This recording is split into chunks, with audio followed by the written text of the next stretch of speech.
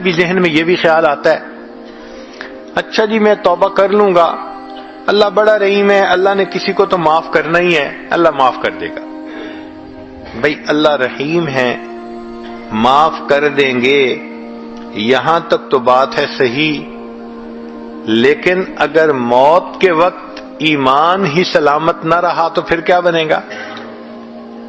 حدیث پاک میں ہے کتنے لوگ ہوتے ہیں ان کے نام ساری زندگی مسلمانوں کی فہرست میں رہتے ہیں، موت کا وقت آتا ہے ان کا نام مسلمانوں کی فہرست سے خارج کر دیا جاتا ہے۔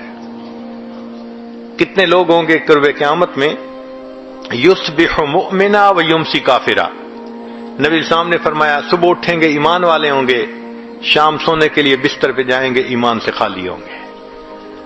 تو بھائی یہ جو ایمان سلب ہونے کی بھی باتیں ہیں، کہیں ایسا تو نہیں کہ گناہوں کے بد اثرات کی وجہ سے ایمان ہی سلب ہو جائے، پھر کیا بنے گا؟ رحمت تو ہوگی نا ان کے لیے جو ایمان کے ساتھ چلے گئے، اور ایمان سے ہی محروم تو پھر کہاں سے رحمت کا سوال پیدا ہوا؟ اور علماء نے لکھا ہے کہ کچھ گناہوں کے بد اثرات عین موت کے وقت ظاہر ہوتے ہیں، ان میں سے ایک گناہ زنا کا گناہ ہے۔ اس زنا کے گناہ کے اثرات دنیا میں تو ہوتے ہی ہیں، موت کے وقت بھی ظاہر ہوتے ہیں۔ میں نے ایک مرتبہ حضرت مرشد عالم رحمۃ اللہ علیہ سے یہ بات پوچھی، حضرت میں چھوٹا بھی ہوں، کم علم بھی ہوں، ناسمجھ بھی ہوں، تو مجھے کچھ باتیں نہیں سمجھ میں آتی، آپ اگر اجازت دیں تو میں آپ سے پوچھ لیا کروں۔ حضرت بہت خوش ہوئے، فرمان لے کے پوچھا کرو۔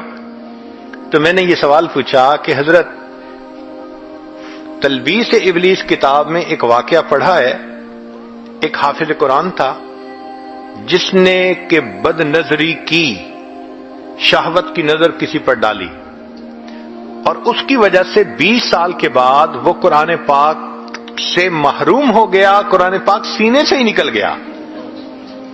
تو میں نے کہا کہ حضرت اس ایک مرتبہ کسی غیر کو دیکھنے پر اتنی بڑی محرومی کہ قرآن پاک سے محروم ہو گیا، یہ تو بہت بڑی سزا ہے۔ تو حضرت نے فرمایا اصل میں یہ اللہ کی غیرت کا معاملہ ہے۔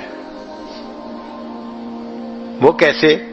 کہ اللہ تعالیٰ چاہتے ہیں میرے بندے، نعمتیں میں نے دیں، پیدا میں نے کیا، اب تیرا دل میری محبت کے لیے وقف ہونا چاہیے، یہ میرا گھر ہے۔ جب ہم اپنے دل میں اللہ کی بجائے کسی غیر محرم کو بساتے ہیں اور اس کی محبت دل میں لاتے ہیں، اب کسی عورت کے گھر ذرا کسی اور عورت کو لا کے بٹھاؤ نا، پھر دیکھو وہ کیسے ریئیکٹ کرتی ہے۔ تو فرمایا یہ اللہ کی غیرت کا معاملہ ہے، اور اللہ کو جب غیرت آتی ہے پھر اللہ تعالیٰ کوئی بھی سزا دے سکتے ہیں۔ تو اگر ایک مرتبہ کی بدنظری قرآن پاک سے محرومی کا سبب بن سکتی ہے، تو یہ جو آج اس کے ساتھ افیئر ہے، کل اس کے ساتھ ہے، پرسوں اس کے ساتھ ہے، میرا ٹائم نہیں گزرتا، میں تمہیں ہر وقت یاد کرتا ہوں، میسیجز چل رہے ہیں، ملاقاتیں ہو رہی ہیں، پھر اس کا نتیجہ کیا نکلتا ہے کہ انسان موت کے وقت ایمان سے محروم ہو جاتا ہے۔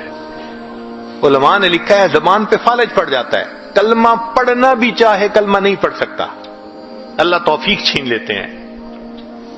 تو اس لیے ایسے گناہوں سے توبہ کرنی فی الفور ضروری ہے۔